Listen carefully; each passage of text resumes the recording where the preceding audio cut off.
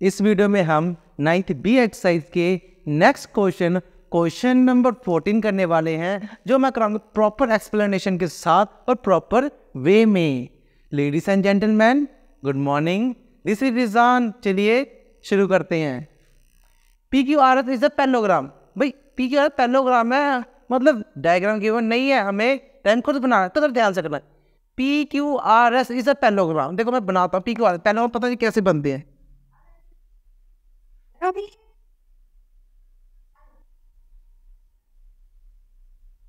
चलो P Q R S is a parallelogram, ठीक है।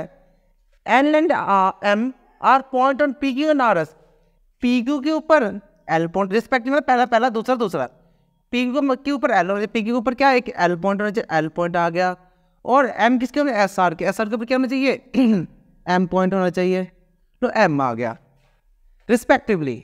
सच that P L is equal to M R. जब P L है, P L ये किसके इक्वल है, एम आर के इक्वल है, सिर्फ छोटा साइड।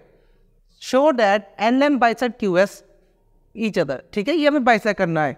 अच्छा चलो पहले गिवन लिखते हैं, कैसे ये मैं लिखाता हूँ। गिवन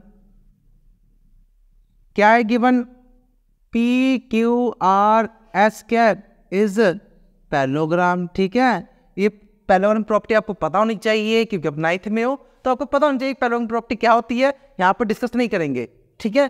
चलो L and M are point on P Q R S. अब ये हो गया, ठीक है। अब क्या गिवन है, P L equal to M R, P L is equal to M R, ठीक है।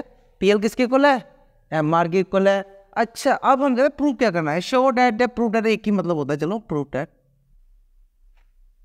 क्या प्रूव करना है हमें कि L M and Q S bisect each other. अच्छा बात सुनो, L and M R and Q S bisect each other का मतलब क्या होता है कि पहले एल एम बना दो, एल एम को ज्वाइन कर दो, ये रहा, और क्यू एस, क्यू और एस ये रहा। बाइसेक्ट का मतलब ये होता है कि जो लाइन है ना, एक ऐसे पॉइंट पर कट कर रही है, इसे पॉइंट का नाम दे ओ, कि ये साइड इसके इक्वल हो जाएगा और ये साइड इक्वल हो जाएगा, कि बिल्कुल सेंटर में कट कर रहे हैं दोनों को, ये दो साइड इक्वल होगी और ये दो साइड इक्वल, मतलब कि दैट इज, मतलब इसका मतलब क्या है, S O is equal to O Q, S O equal to O Q and M O is equal to O L, M O is equal to O L. इसका मतलब ये साइड इसके equal कर दो, ये साइड और इसके prove कर दो, तो मैं इसकी जगह क्या लिख सकता हूँ, L M and Q S is bisect each other. तो ये मैं प्रूव करूँगा, इसकी जगह फिर मैं ये लिख दूँ, जैसे इसकी जगह मैंने अब ये लिखा, ये प्रूव करूंगा और इसी जगह मैं ये लिख दूंगा। तो चलिए अब हम प्रूफ करते हैं इसका। अब कैसे करें, बिल्कुल ईजी, ध्यान दो। ये देखो ये तो साइड ही है ना, ये और ये किस ट्रायंगल में आ रहे, दोनों ये दोनों इस ट्रायंगल में आ रहे। देखो ये दो साइड इसमें आ रहा है और ये दो साइड इसी दो ट्रायंगल में आ रहा है, जहाँ पे डॉट लगाया, तो मैं ये ट्रायंगल लूंगा। और ट्रायंगल लेने से पहले आपको पता होना चाहिए कि मैंने सीरीज बतानी, ये दोनों ट्रायंगल कॉन्ग्रुएंट प्रूव करने पहले सीरीज पता होना चाहिए कि सीरीज कैसे लें।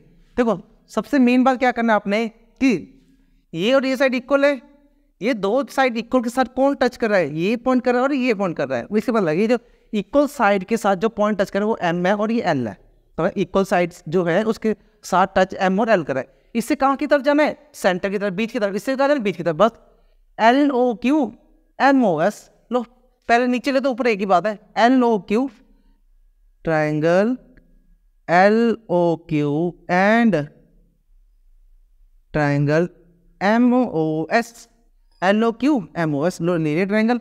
अच्छा इस ट्राइंगल क्या क्या इक्वल है, देखो पहली बात तो क्या है कि एक तो हमारा है वर्टिकल ऑपोजिट, कैसे, एक ये एंगल और एक ये एंगल, क्या हो गया 1 और 2 नेम दे दो मैं से, एंगल 1 इक्वल टू एंगल 2, क्यों, vertical opposite angle, vertically opposite angle.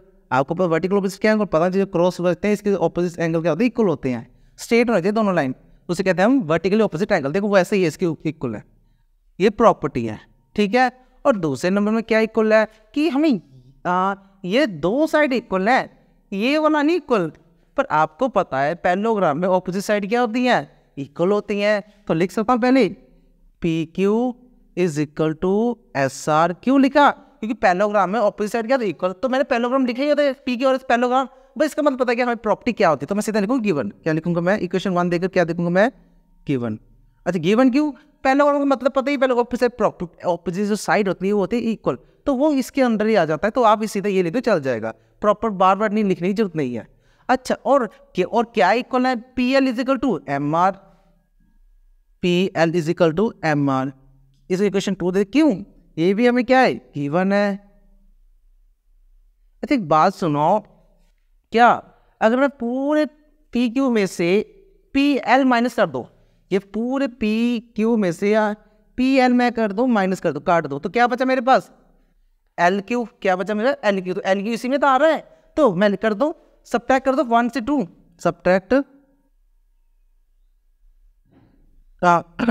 2 equation 2 from equation 1, ठीक है 1 इक्वेशन ये माइनस करना, कर दो left side right side, P Q minus P L equal to S R minus M R, ठीक है। आप सीरीज जैसे लिख सकते हो simple, minus equation 1 minus equation 2 सीधा भी लिख सकते हो।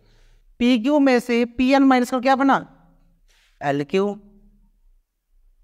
एस आर में से एम आर माइनस कर तो क्या बना एस एम, ठीक है। लो भाई ये आ गया आपका एक साइड, इसमें देखो इसी में आ गया L Q is equal to S M, वो इसी साइड में आ गया। लो जी एक आपने एंगल इक्वल कर दो, एक एंगल और एक साइड इक्वल कर दिया। अच्छा ये आपने दो चीजें इक्वल कर दी, इसे मैं थोड़ा हाईलाइट करता हूँ पता लगे ये ट्रायंगल में आ रहा है, एक एंगल और एक साइड आ गया। अच्छा और इसके बाद आपको पता जब कोई लाइन दो लाइन पैरेलल होते हैं उसके बिल्कुल अगर इंटरसेक्ट करते कोई लाइन दो पैरेलल इंटरसेक्ट करते इसका जो ये एंगल इक्वल होता है क्या बाय अल्टरनेट इंटीरियर एंगल। तो देखो ये दो लाइन पैरेलल है, इसका ये और एंगल ये इक्वल नहीं कट कर रहे हैं, तो और जो जेड सा बना रहे क्या बना रही है जेड बना रहे हैं, तो उल्टा जेड बना रही है सीधा जेड बना लो, एक ही बात है, दोनों में जो कोई भी हो जाए।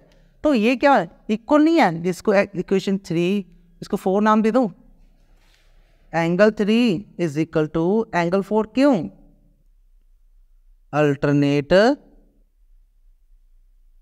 इंटीरियर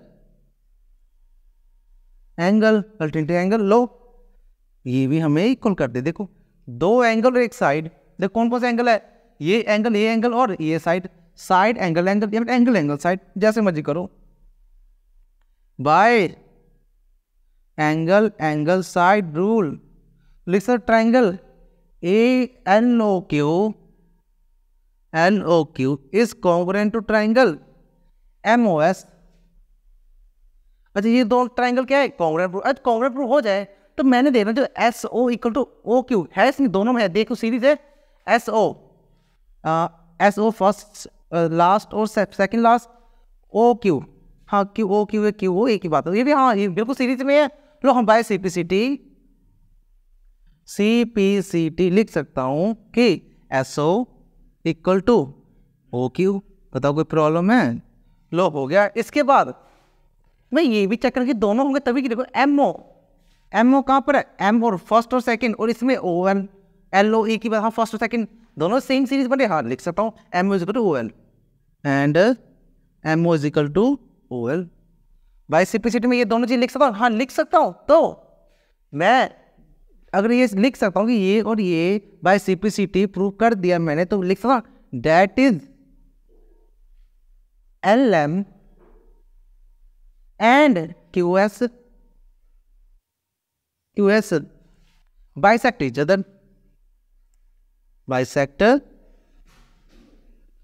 other, लो हमने यही तो प्रूव करना था, लो हमने प्रूव कर दिया, हैंस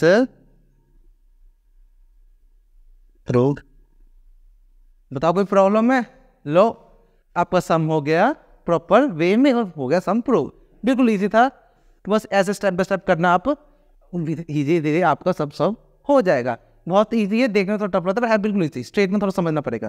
तो चलिए ये सम हो गया। अगर इस सम में कोई प्रॉब्लम आ रही है, समझ आ गया, अच्छे समझ आ भी गया, तो मुझे अपने कमेंट जरूर कीजिए जिससे मुझे समझ आएगा आपको समझ आ रहा है। अगर प्रॉब्लम है तो वो भी मुझे कमेंट कीजिए जिससे मुझे पता लग जाएगा, जजमेंट हो जाएगी आपको समझ आ रहा है कि नहीं आ रहा।